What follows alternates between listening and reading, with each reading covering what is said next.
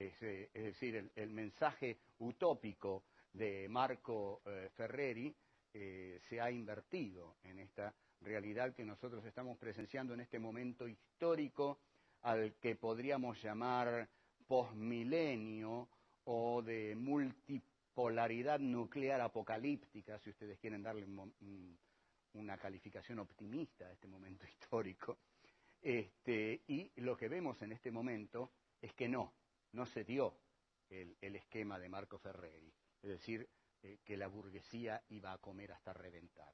Por el contrario, la burguesía sigue comiendo, el proletariado no enterró a la burguesía, como Marx lo había pronosticado, sino que es la burguesía la que está enterrando al proletariado, y que la burguesía sigue comiendo y no muere, y el proletariado, o los pobres, los excluidos, los escupitados del sistema, mueren porque no comen.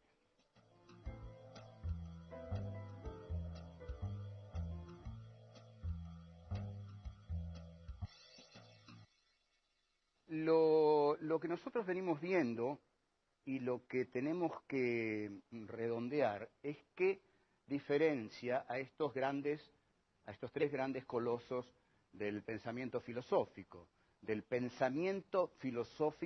idealismo filosófico, es decir, de esa rama de la filosofía que parte de un sujeto situado, centrado para conocer la realidad. En Descartes teníamos un conocimiento único, absoluto y privativo que el sujeto tenía sobre sí. El sujeto solo tenía el conocimiento de su pensamiento. En Kant, el sujeto constituye al objeto. Es el mundo de la experiencia posible. En Kant es el sujeto trascendental el que le da forma al objeto de conocimiento, y ese es el mundo de la experiencia posible. Solo hay objetos para un sujeto, y aquello que la razón no puede conocer es el noúmeno, el mundo de la cosa en sí, que es incognoscible para la razón. En Hegel, por el contrario, la razón idealista llega más profundamente, más hondamente, más extensamente que nunca, y ahí es la razón la que conoce toda la realidad, porque la realidad es una expresión de la razón. El juego entre razón y realidad es un juego especular, ¿no? La realidad es razón y la razón es realidad. Este es el idealismo absoluto de Hegel, que Hegel dice que justamente concluye en él, en un saber total, que es su filosofía, y en el estado prusiano de Federico Guillermo.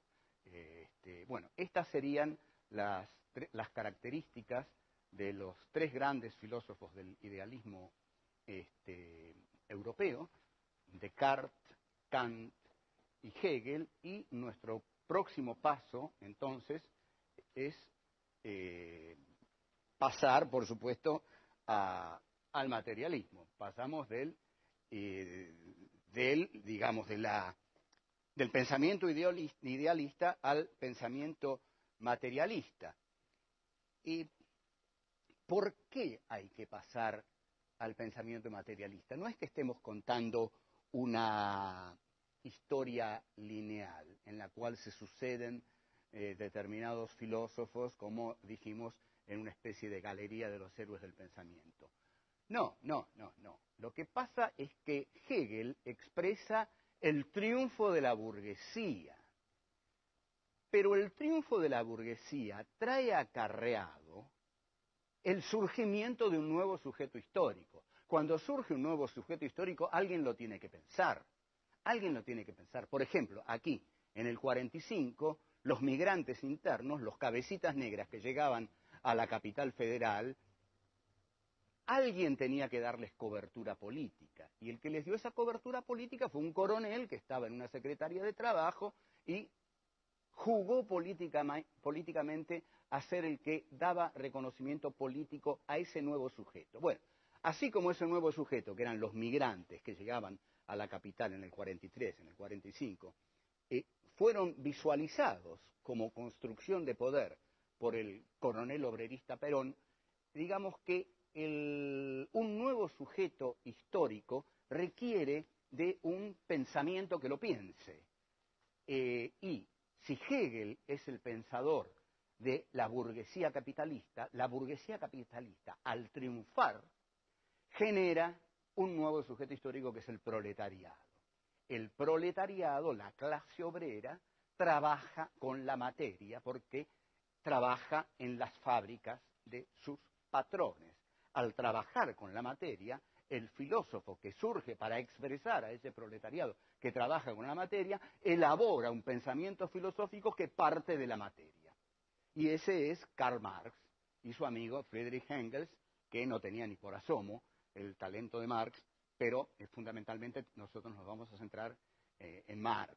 Y Marx, entonces, es el filósofo que surge para expresar a este nuevo sujeto histórico que ha aparecido en la escena social, política, económica, histórica de la centralidad europea, el proletariado. El proletariado, Marx, en este sentido, se va a basar en el esclavo de Hegel, ¿no? Marx, digamos, el día que el joven Marx habrá leído la dialéctica del amo y esclavo, habrá exclamado, yo estoy con el esclavo, habrá dicho, y el esclavo sí, trabaja la materia y es el que hace la historia. En este sentido, por eso están tan unidos dentro del pensamiento revolucionario de izquierda, Hegel y Marx. Entonces, Marx, inspirándose en la figura hegeliana del esclavo, que hace la historia al trabajar la materia, conceptualiza al proletariado europeo como aquel que trabaja la materia. Ergo, su pensamiento se va a llamar materialismo histórico. Hay aquí, entonces, una filosofía que es claramente expresión y a la vez formación, porque todo pensamiento forma la realidad a la vez que la expresa, es la filosofía materialista de Karl Marx, sobre la cual, sin duda alguna y extensamente, nos vamos a ocupar.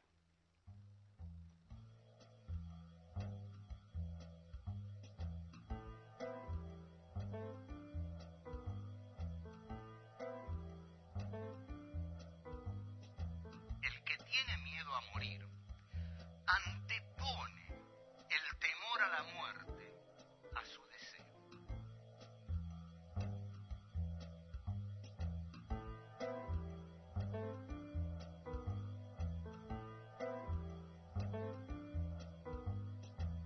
Amame demasiado, amame mucho y te me vas a someter. En la medida que yo dé un paso atrás